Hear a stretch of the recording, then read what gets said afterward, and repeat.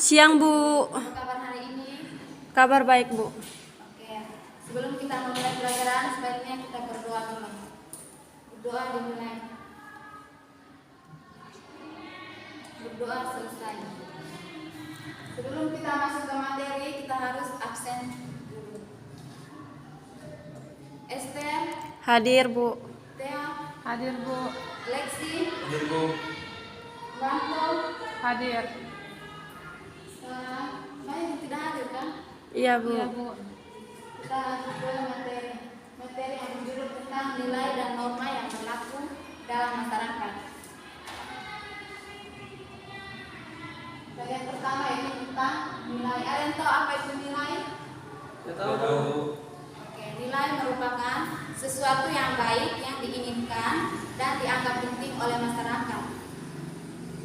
Jadi, nilai itu diartikan sebagai harga atau taksiran harga, ukuran dan perbandingan dua benda yang dipertukarkan. Nilai juga dapat diartikan sebagai angka kepandaian seperti nilai ujian, nilai rapor, kadar, mutu, dan bobot. Tetapi dalam sosiologi, nilai mengandung pengertian yang lebih luas daripada pengertian sehari-hari. Ada beberapa para sosiolog, yaitu yang pertama Kimball Young. Dia merumuskan nilai sebagai asumsi yang abstrak dan sering tidak disadari tentang apa yang benar dan apa yang penting oleh masyarakat.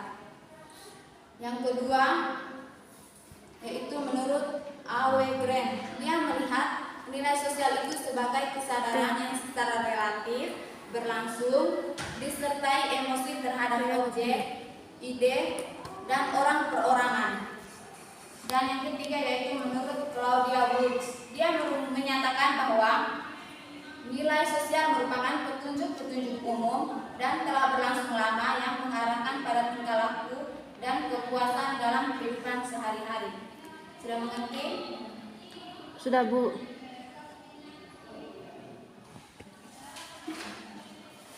Yang kedua yaitu tentang ciri-ciri tolak ukur, sumber, dan nilai sosial. Yang pertama yaitu ciri-ciri nilai sosial. Beberapa ciri-ciri nilai sosial sebagai berikut. Yang pertama, nilai sosial merupakan konstruksi masyarakat yang tercipta melalui interaksi di antara para anggota masyarakat. Nilai tercipta secara sosial, bukan secara biologis atau bawaan sejak lahir. Yang kedua yaitu nilai sosial dipelajari dan bukan bawaan lahir. Proses belajar dan pencapaian nilai-nilai itu sejak kanak-kanak melalui proses sosialisasi keluarga yang dilakukan oleh kepala keluarga. Yang ketiga yaitu nilai sosial ditularkan dari suatu kelompok ke kelompok yang baru melalui berbagai proses sosial. Bila nilai itu terwujud kebudayaan, dapat ditularkan melalui akulturasi, difusi, dan sebagainya. Yang keempat, nilai memuaskan manusia dan mengambil bagian dalam usaha pemenuhan kebutuhan sosial.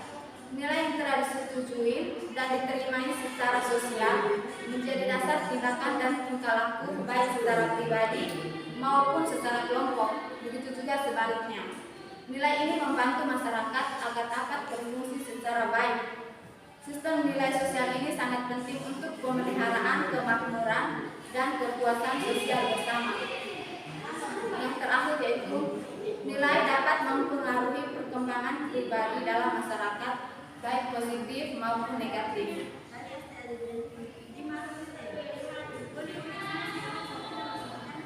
Yang kedua yaitu tolak ukur nilai sosial. Tolak ukur nilai sosial merupakan daya guna fungsional suatu nilai dan keseluruhan penghargaan, penerimaan atau pengakuan yang diberikan oleh seluruh atau sebagian besar masyarakat terhadap nilai sosial tersebut.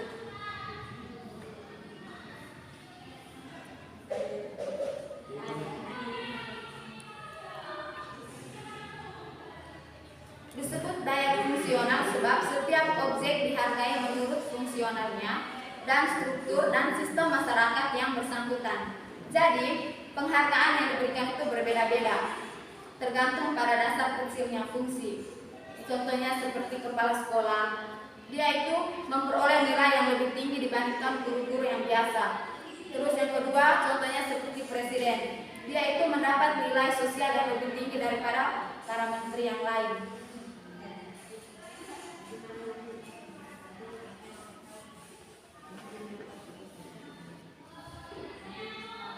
Yang ketiga yaitu sumber-sumber nilai sosial. Jadi nilai sosial itu bersumber dari daya fungsional yang diakui dan diberikan masyarakat kepada segala kreasi manusia yang disebut dengan kebudayaan. Sumber itu terletak di luar orang atau barang yang dihargai itu. Sumber nilai sosial terletak di dalam masyarakat itu sendiri. Jadi yang keempat yaitu jenis-jenis sosial. Menurut Profesor Dr. Nota Monggoro, nilai dapat dibagi menjadi 3 jenis, yaitu nilai material. Nilai material itu segala benda yang berguna bagi manusia. Dan yang kedua yaitu nilai vital. Nilai vital itu segala sesuatu yang berguna bagi manusia untuk dapat hidup dan mengadakan kegiatan. Yang ketiga, nilai spiritual, yaitu segala sesuatu yang berguna bagi rohani manusia. Nilai kerohanian ini dibedakan menjadi 4 macam, yaitu nilai moral atau kebaikan yang bersumber dari unsur kehendak atau kemauan atau karsa etika. Yang kedua, nilai religius yang merupakan nilai ketuhanan, kerohanian yang tertinggi dan mutlak. Dan yang terakhir yaitu nilai keindahan. Nilai keindahan ini bersumber dari unsur rasa manusia atau perasaan.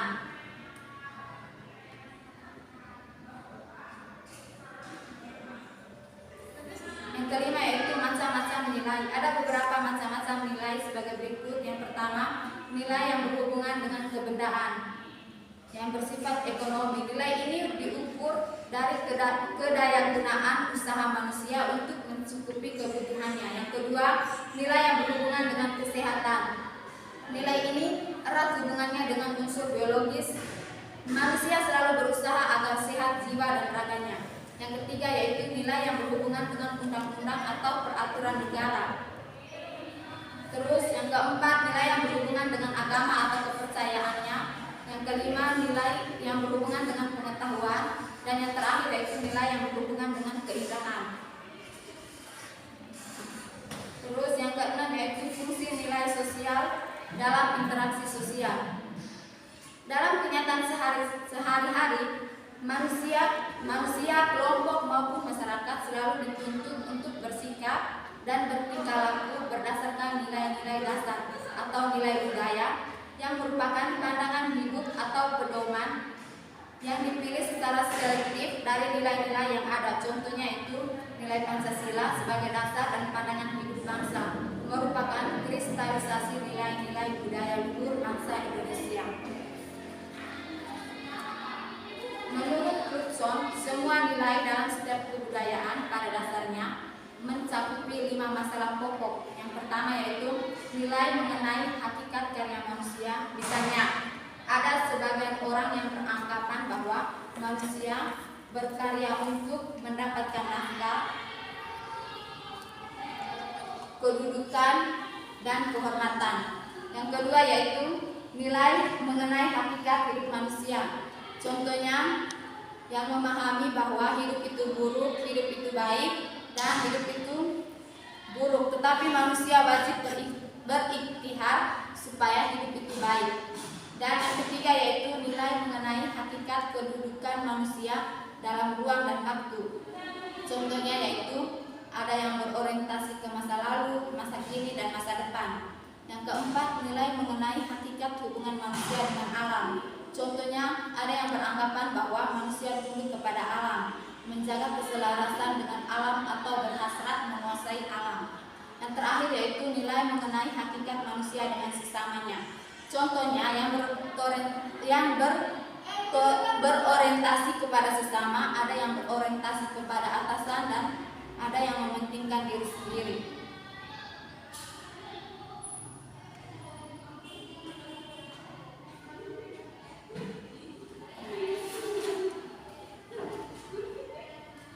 Fungsi nilai dalam interaksi sosial sebagai berikut. Yang pertama, nilai berfungsi mengatur cara-cara berpikir dan bertingkah laku secara ideal. Hal ini terjadi karena Anggota masyarakat selalu dapat melihat cara bertindak dan bertingkah laku yang terbaik dan dapat mempengaruhi dirinya sendiri. Yang kedua yaitu nilai mengembangkan seperangkat alat yang siap dipakai untuk menetapkan harga sosial dari pribadi atau grup. Nilai ini memungkinkan sistem stratifikasi dalam masyarakat. Yang ketiga, nilai dapat berfungsi sebagai alat pengawas dan daya tahan dan daya mengikat tertentu. Terus yang terakhir yaitu nilai dapat berfungsi sebagai alat solidaritas di kalangan anggota grup dan masyarakat. Di sini ada yang sudah mengerti atau Sudah, Bu. yang terakhir yaitu tentang norma. Sebelum saya lanjut ke yang terakhir, mungkin ada yang mau bertanya?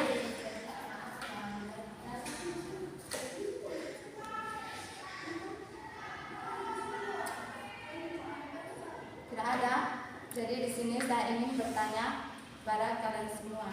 Yang pertama yaitu sebutkan macam-macam nilai. Ada yang bisa jawab? Saya, Bu. Oke. Oke, baik. Terima kasih atas kesempatan diberikan. Di sini pertanyaannya, sebutkan macam-macam nilai. Jadi di sini ada beberapa nilai dan saya akan menyebutkan dua di antara.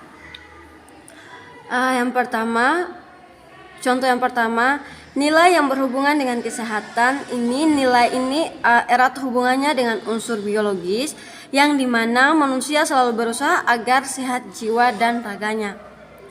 Untuk yang kedua, nilai yang berhubungan dengan undang-undang atau peraturan negara. Nilai ini merupakan pedoman bagi setiap warga negara agar mengetahui hak dan kewajibannya. Mungkin itu saja, Bu. Terima kasih untuk jawabannya. Mungkin ada lagi? Tidak ada, Bu. Tidak ada, Bu. Itu aja, Bu. Oke, baik. Terima kasih atas jawabannya yang telah dijawab. Terus saya ingin bertanya lagi, mungkin Theo bisa menjawab. Sebutkan ciri-ciri nilai sosial.